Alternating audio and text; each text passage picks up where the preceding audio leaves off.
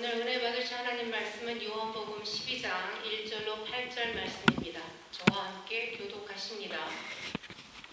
6월절 엿새 전에 예수께서 베다니에 이르시니 이곳은 예수께서 죽은 자 가운데서 살리신 나사로가 있는 곳이라.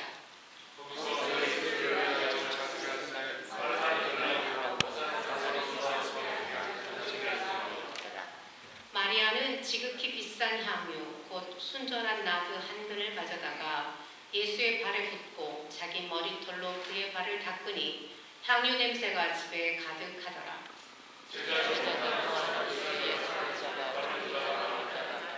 이 향유를 어찌하여 300데나리온에 팔아 가난한 자들에게 주지 아니하였느냐 하니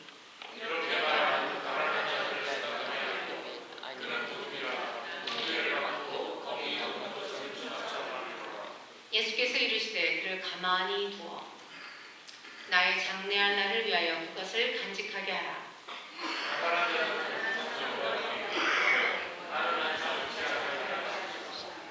아멘. 너희와 함께 있는 자를 기억하라는 제목으로 김상수 목사님 말씀 전해 주시겠습니다.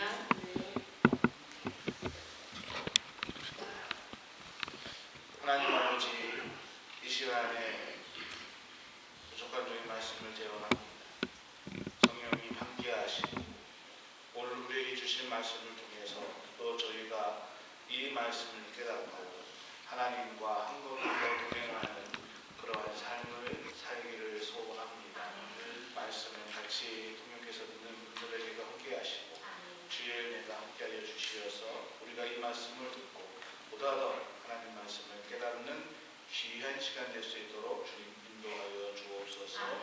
예수님의 이름으로 기도합니다. 할렐루야. 오늘 본문의 시작이 이렇게 시작하고 있습니다. 6월절 엿새 전에 예수께서 베다니에 이르시니 이곳은 예수께서 죽은 자 가운데서 살리신 나사로가 있는 곳이라 이렇게 얘기하고 있습니다. 이 짧은 문장에서 두 가지 정보를 우리는 알 수가 있습니다.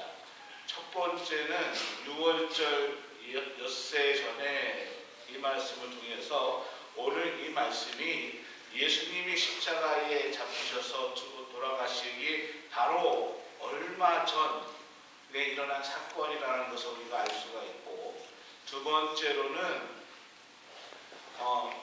이곳에 넘기시면 안 돼요. 있습니다. 이곳에 지금 계신 곳이 어디 있느냐? 예수께서 죽은 자 가운데 살리신 나사로가 있는 것이다 라고 얘기해서 지금 두 번째 정보는 지금 예수님이 있는 곳은 예수님이 죽었던 나사로를 살리셨던 베다니라는 동네에 지금 계시다라는 두 가지 정보를 우리는 본문을 통해서 알 수가 있습니다. 여러분, 오늘 본문에 나오는 내용은 약간의 시각적인 차이는 있지만은 오늘 요한복음을 비롯해서 마태, 마가, 누가 이 사복음서에 이 내용이 정확하게 기록되어 있고 말씀해 주고 있습니다.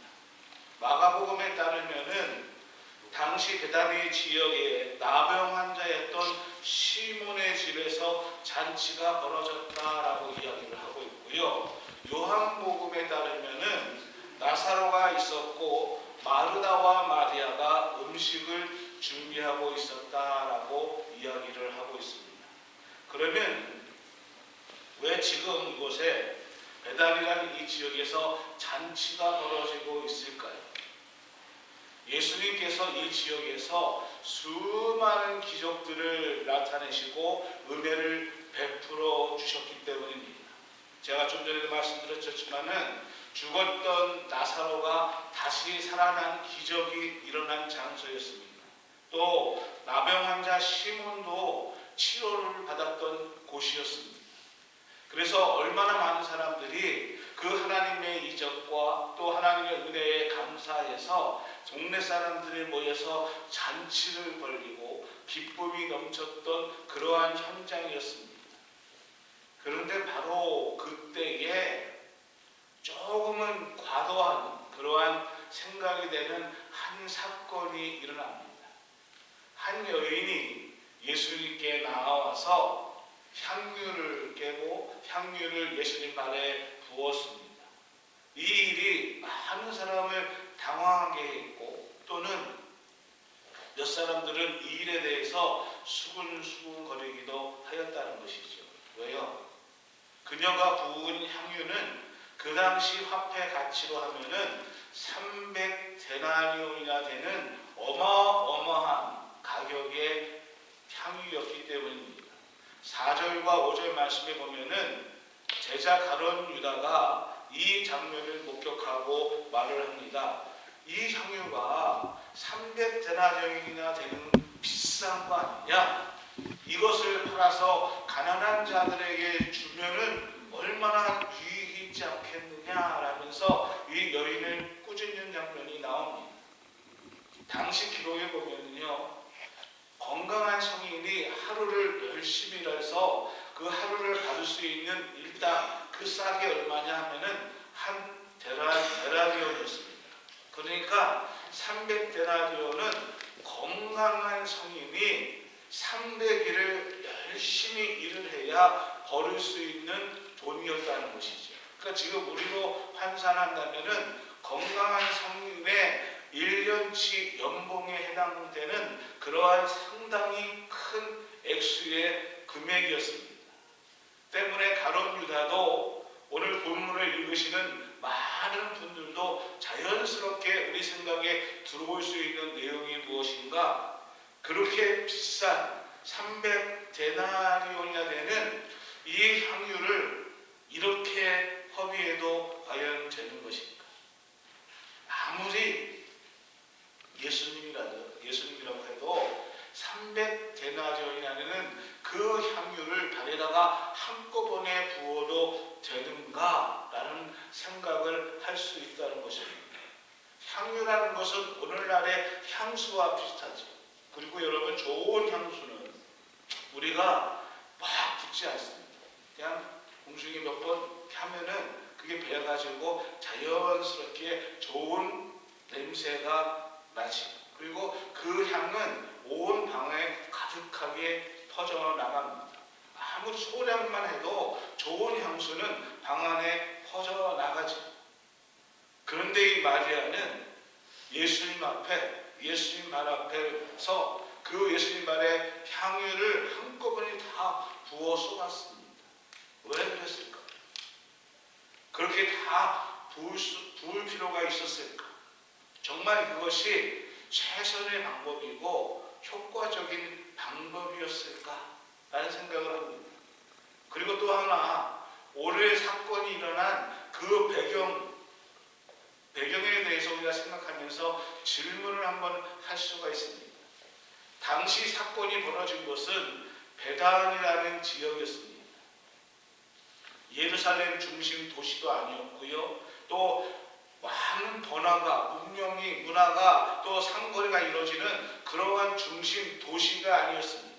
아주 시골의 한 동네였습니다. 서민들이 모여 사는 전형적인 시골 동네였습니다. 게다가 예수님께서 들어서신 곳이 어디냐? 오랜 동안 나병으로 인해서 고생을 했던 나병 환자 시몬, 그 예수님을 통해서 병을 나았지만은 깨끗함을 받았지만은 나병 환자 시몬이 묵었던 집이었습니다. 생각을 한번 해보십시오. 오랫동안 나병을 앓고 있었던 사람이었다면은 그 집의 형편이 어땠을까요? 아마 그 동네, 서민이 사는 동네 중에서도 정말 최하에, 정말 어려운 살림을 하고 있는 집안이었을 것입니다. 지금 그런 상황에서, 그러한 곳에서 300데나리온이라는 어마어마한 돈의 향유를 깨어서 예수님 앞에 다 부어 쏟은 그 사건을, 그러한 배경을 보고 또 그러한 상황을 보고 많은 사람들이 어땠을까? 왜 이렇게 했을까라는 생각을 하게 된다는 것입니다.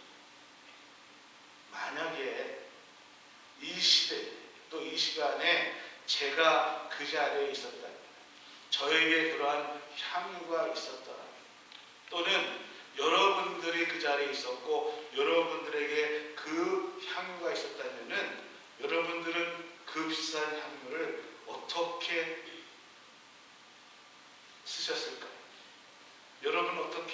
사용하셨을까? 저 같으면은 예수님 앞에 향유를, 비싼 향유 조금만 부어도 그 방 안에 차니까 조금만 부어서 사용하고 나머지는 팔아서 현금으로 만들어서 예수님 앞에 좋은 옷도 한번 딱 해드리고, 그 다음에 그 전도하러 계속 다니시는데 노자비도 드리고, 또 맛있는 것도 사드리고, 좀 이렇게 좀 아기자기하게 값지게 쓰지 않았을까? 새 신발도 입혀드리고 이렇게 쓰지 않았을까? 그 생각을 하게 됩니다. 그게 더 효과적인 방법이 아닐까요? 더 예수님을 위해서 경제적으로 더 올바르게 사용하는 방법이 아니었을까라는 생각을 한번 해보았습니다. 여러분, 오늘 저와 같이 생각하시는 분들이 많이 계신다면은 오늘 우리는 이 땅에 살면서 삶의 원칙이 우리 머릿속에 있기 때문입니다. 어떠한 삶의 원칙이요? 경제적인 삶의 원칙 또는 효용의 법칙이라는 그러한 삶의 원칙이 가장 우선적으로 우리를 지배하고 있기 때문입니다. 우리는 무엇을 사든지 간에 그것을 살 때에 가장 먼저 생각하는 것은 내가 이것을 가장 적합한 가격에, 좋은 가격에 사는가, 또 이것이 정말 나한테 가치가 있는 것인가, 얼마나 나에게 유용한가, 이것을 가장 먼저 생각하고 물건을 구입하게 되지. 똑같은 물건이라도 어디는 얼마고, 기름을 넣더라도 어디는 얼마고 저기는 얼마고 카스코는 얼마고 이렇게 얘기하면서 조금 더 가서 이왕이면 싼. 그래서 우리는 물건을 사더라도 경제적인 가치를 묻고 또 그 가치에 따라서 그것을 선택하고 그것을 사는 것이 우리의 삶 속에 기본적으로 들어가 있습니다. 우리의 삶 중심에는 이러한 경제적인 효용, 경제적인 가치가 우리의 삶을 지배하고 있다는 것입니다. 그런데 예수님은 오늘 이 사건에 대해서 7절에 뭐라고 말씀하시는가? 예수께서 가라사대 예수께서 이르시되 그를 가만히 두어 나의 장래한 날을 위하여 그것을 간직하게 하라라고 얘기하고 있습니다. 이 사건을 마태는 어떻게 얘기하고 있냐면은 예수님께서 이 일에 대해서 뭐라고 말씀하시냐면은 온 세상 어디에서든지 이 복음이 전파되는 곳에 이 여인이 한 일이 전해지고 또 많은 사람들에게 이 일이 기억되게 될 것이다 라면서 그 자리에서 왜 저 여인이 저러한 행동을 왜 저렇게까지 하는가에 대해서 이해하지 못하고 수근수근거리는 사람들에게 예수님은 지금 이 여인이 한 일에 대해서 칭찬을 하고 계시다는 것입니다. 아멘. 여러분, 예수님께서 마리아를 칭찬하고 계시다는 것은 적어도 이 마리아의 행동이 오늘 우리가 생각하고 있는 경제적인 가치 또는 경제적인 효용 이런 것에 관점, 거기에 중요한 포인트를 주지 않았다는 것입니다. 그렇다면 왜 예수님은 어떠한 관점에서 이 마리아의 행동에 칭찬을 해주셨고 또 어떠한 관점에서 이 마리아가 한 일에 대해서 두고두고 오고 가는 세대에 많은 사람들이 이 여인의 일을 기억하고 또 이 여인이 한 일에 대해서 말을 할 것이다 라고 칭찬을 해주시고 있을까요? 사랑하는 행복의 성도 여러분들이요, 오늘 우리가 마리아의 한 이 일을 통해서 우리는 사랑에 의한 헌신에 대해서 관점을 가지고 이 일을 보아야 된다는 것입니다. 예수 그리스도를 사랑하는 그 사랑의 헌신의 관점에서 이 사건을 보셔야 된다는 것입니다. 여러분, 지금 마리아는 예수님과 거래를 하는 것이 아닙니다. 예수님, 내가 이 향유를 부어드립니다. 300대라는 요리예요. 그러니까 예수님은 나를 축복해 주셔서 300대라니까 1000대라 2000대량이 되는 이를 축복해 주십시오. 거래하는 게 아닙니다. 예수님 앞에 잘 보이기 위해서 이 일을 한 것도 아닙니다. 어떠한 경제적인 효과, 목적을 위해서 향유를 쏟아부은 것이 아니라는 것입니다. 그녀의 마음 중심에는 자신의 오빠를 살려주신 그 살려주심에 감사한 마음이 있었습니다. 예수님 앞에 자기 오빠를 살려주신 그 예수님 앞에 무엇이라도 드리고 싶었던 것이었습니다. 무엇이라도 내가 보답해주고 싶었습니다. 그래서 자신이 갖고 있는 가장 귀한, 가장 소중한 그 옥합을 깨서 예수님의 발에다 부으면서 그 예수님 앞에 드리고 싶었던 것이 이 여인의 마음이었다는 것입니다. 이것이 마리아의 사랑의 헌신, 사랑의 보답이라는 것입니다. 여러분 살면서 이러한 경험을 혹시 해보신 적이 있습니까? 아니요, 우리는 살면서 이러한 경험을 해보신 적이 있습니다. 누군가에게 또는 내가 좋아하는, 내가 사랑하는 그 누군가에게 무언가를 해주고 싶습니다. 경제적으로 이게 얼마짜리인데 이거는 어떤 것인데 따지지 않고 내가 좋아하는, 사랑하는 사람이 이 옷을 입으면 참 멋있겠다. 내가 이것을 그 사람한테 주면 참 좋겠다. 그래서 우리는 사랑하는 그 누군가에게 그것을 경제적으로 따지지 않고 사고 선물하는 그러한 마음들을 가진 적이 있습니다. 어떤 것을 주더라도 가치를 따지 않고 그것을 주고 그것을 그 사람에게 꼭 입혀보고 싶고 주고 싶은 마음이 있었을 것입니다. 바로 그러한 사람이 여러분의 남편이고 아내가 되기를 소원합니다. 왜 아멘이 작으세요? 여러분, 우리의 사랑하는 자녀가 병이 들었다고 생각하십시오. 근데 병원에서 의사가 뭐라고 합니까? 당신의 자녀는 가망이 없습니다. 힘들 것 같습니다. 그럼에도 불구하고 부모는 자식이 살고 싶습니다.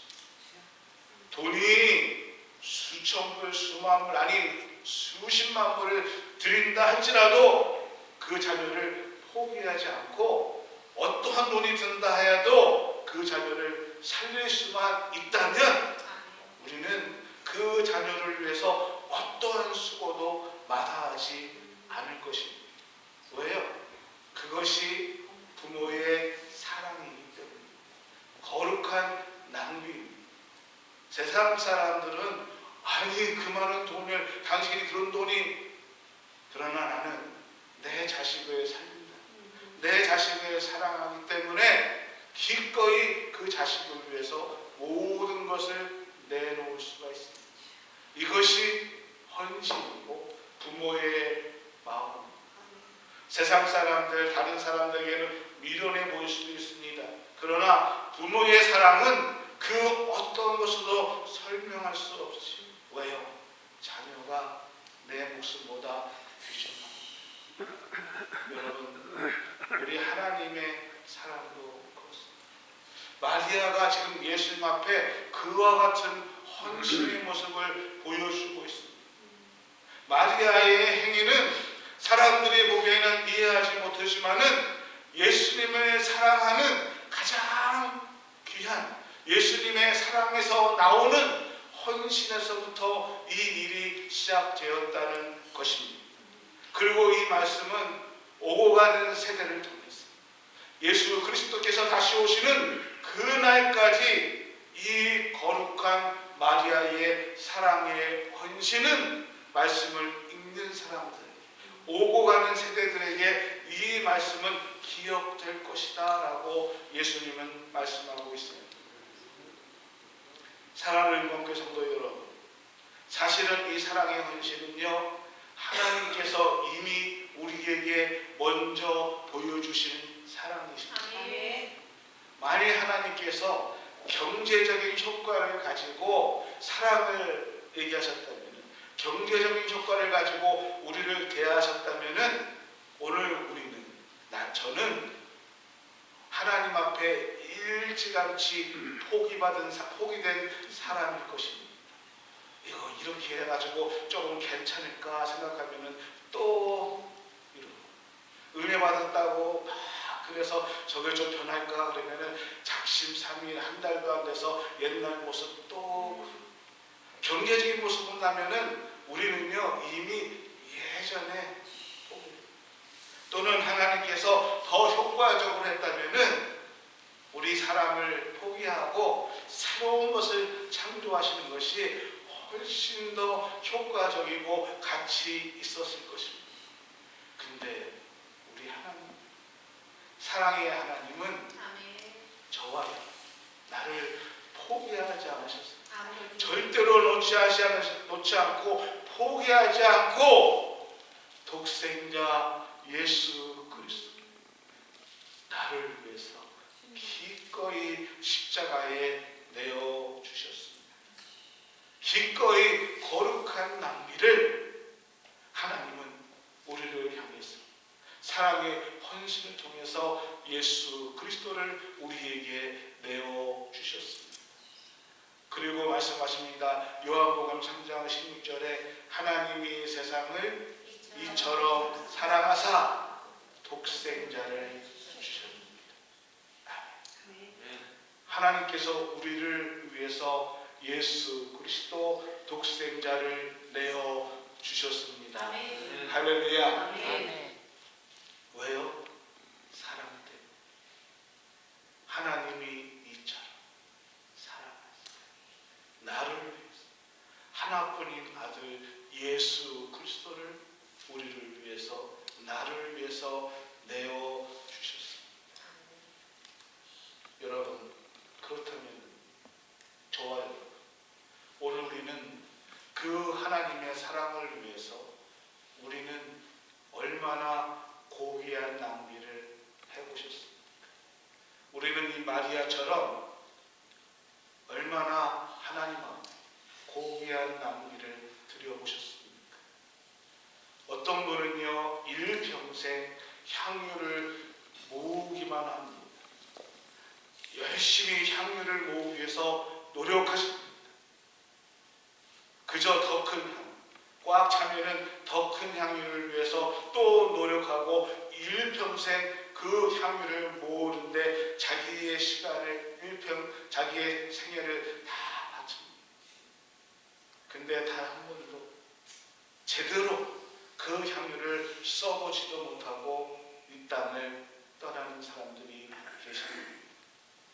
여러분, 우리가 인생을 살면서 어떠한 향유를 모았느냐, 얼마나 크게 더 많이 향유를 모았느냐, 이것이 중요하지 않다는 것입니다.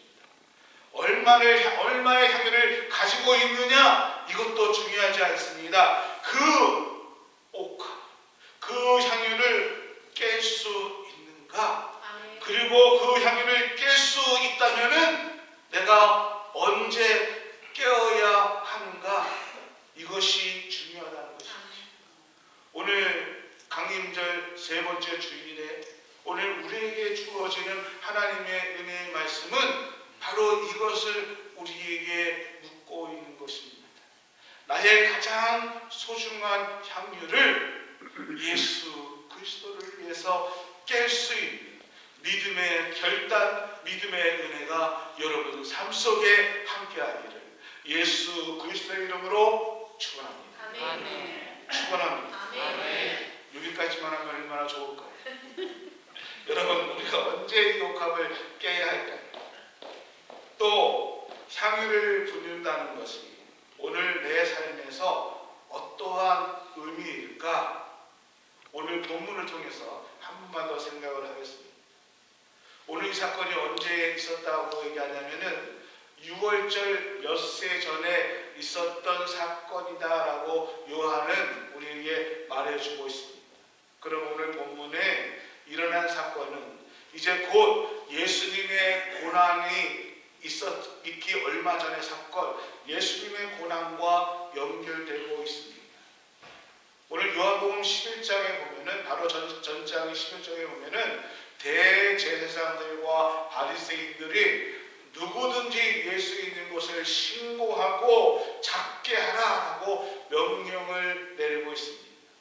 이제 예수님은 곧 이곳을 떠나서 예루살렘에 가시고 예루살렘에 가시면은 십자가의 죽음을 맞게 됩니다.